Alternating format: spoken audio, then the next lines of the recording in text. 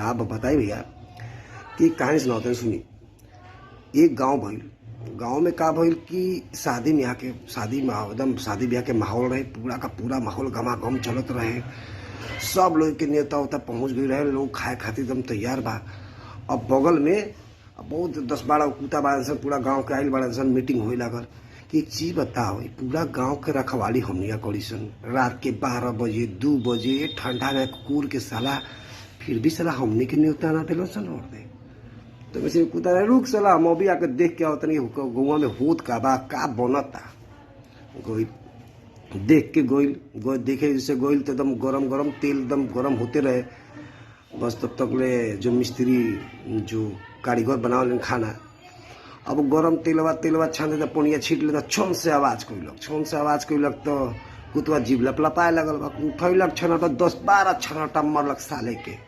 कुतवा का भागल तो बहिले भागल।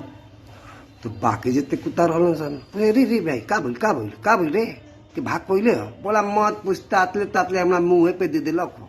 हम बे मर्दा अब ना खाम हम।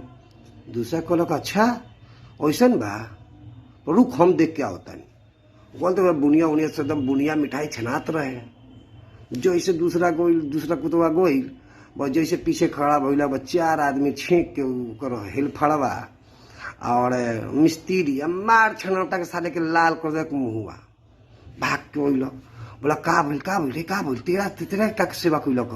बोला का सेवा करी, जाते ही बैठा दिलक हमरा के। बोला खाई ना मर दे, एकदम हई खाई, हई बुनिया, हई गरम गरम जलेबी, हई गरम रसगुल्ला। बोला एकदम रोक के भाग के आइल बनी, क्यों अब ना खाएं?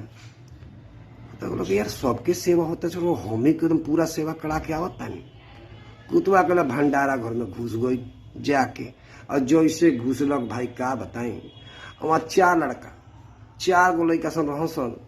कुतवा गइल गेटवा बंद करके जे मरम्मत कइलन सन के पूरा मुंह से खून गिरा दिलन सन। कैसे जानवर बचाए कुतवा गइल। और मीटिंग हो रहा, अरे तोरा का बोला, मत पूछ।